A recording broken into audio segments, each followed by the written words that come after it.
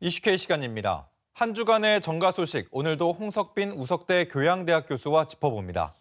어서 오세요. 안녕하십니까? 네, 지난주 김민석 국무총리와 김정관 산업통상부 장관이 전북을 찾았죠. 전북 현안 해결을 위한 구체적인 언급이나 방안이 좀 나왔습니까? 사실 총리의 K국정 설명회에 대해서 실망스럽다는 돈의 반응이 좀 많은 것 같습니다. 네.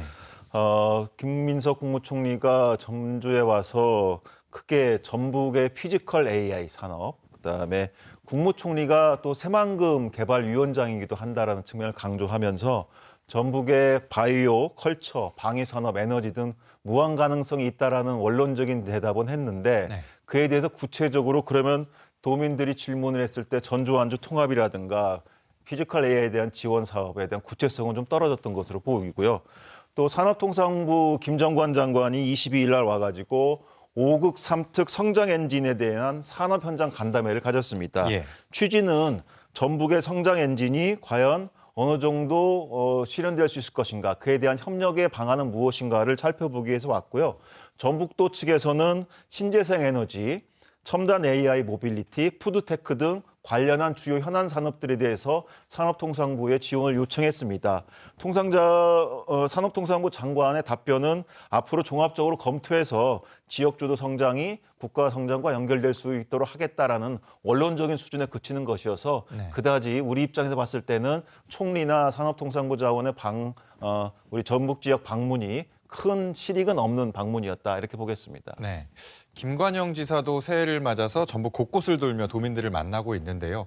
이 완주 방문이 이번엔 성사될지 관심이었는데 결국 무산됐습니다. 어떤 이유 때문이었죠? 예, 22일 완주 방문을 예고한 하루 전날에 취소를 했는데요. 사실 이번이 처음이 아니라 24년, 25년 연달아 완주를 방문하려고 했지만 다 무산이 됐었거든요. 네. 이번에도 이제 도에서는 완주 전주 통합 반대 시민단체의 집회가 예고돼 있고 또 완주군 의회에서 면담을 거부할 것으로 보여짐에 따라 가지고 불필요한 갈등 또는 물리적인 충돌이 생길 여지가 있기 때문에 네. 도의 입장에서 보면은 이 부분을 완주군 차원에서 주민들이 숙고하고 완주군 의회가 전주 완주 통합에 대해서 생산적인 입장으로 변하기를 바라는 가운데서 민주주의의 시간을 좀 줄 필요가 있다라는 취지로 일단 방문은 취소했습니다.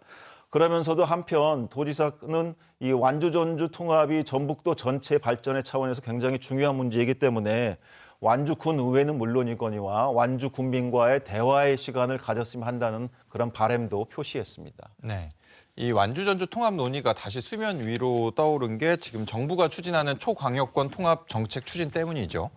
문제는 이런 통합 흐름 속에 완주 전주 통합 문제도 정부의 관심이 닿느냐인데 현재까지는 전혀 거론조차 되지 않는 것 같습니다. 어떻게 분석하십니까? 예, 지금 이재명 정부가 국정과의 큰 동력으로 삼는 게 지금 지방 균형 성장 발전 전략이거든요. 네. 따라서 그거를 5극 3특이라고 해서 우리 3특에 전북 특별자치도가 들어가 있는데요.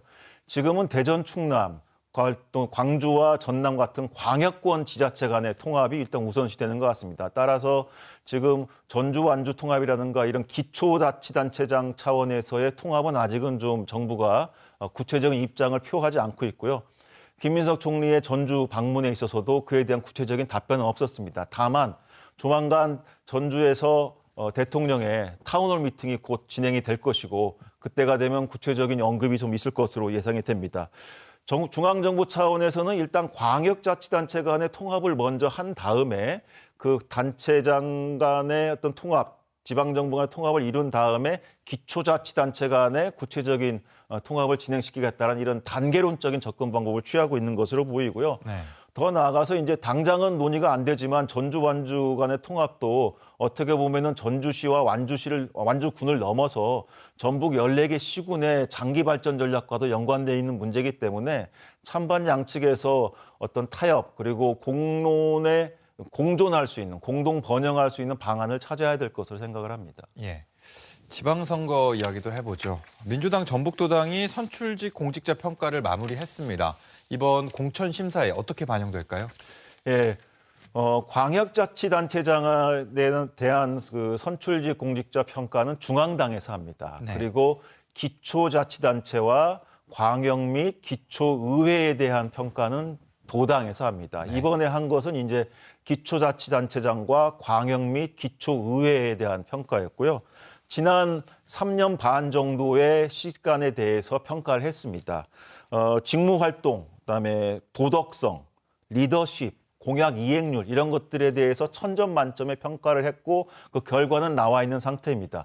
문제는 이 평가 결과에 따라서 하위 20% 안에 드는 현직 단체장과 의회 의원들 같은 경우에는 페널티를 주게 되어 있습니다. 네. 당내 경선 득표수에서 20% 페널티를 감점을 하게 되어 있고요. 그에 따라서 공천 심사에 있어서도 사실상 컷오프에 준하는 매우 큰 부정적인 평가를 받게 될 것이기 때문에 이 부분에 대해서 이제 초미의 관심사일 수밖에 없고요. 앞으로 이제 조국혁신당과의 통합이라는 또 새로운 이슈가 생겼기 때문에 민주당 입지자와 또 조국혁신당 입지자 간의 합당이 됐을 경우에 이 공천 심사 결과에 따라서 여러 가지 변수로 이번에 선출직 공직자 평가의 결과가 작용할 것으로 보입니다. 네. 오늘은 여기까지 듣겠습니다. 고맙습니다.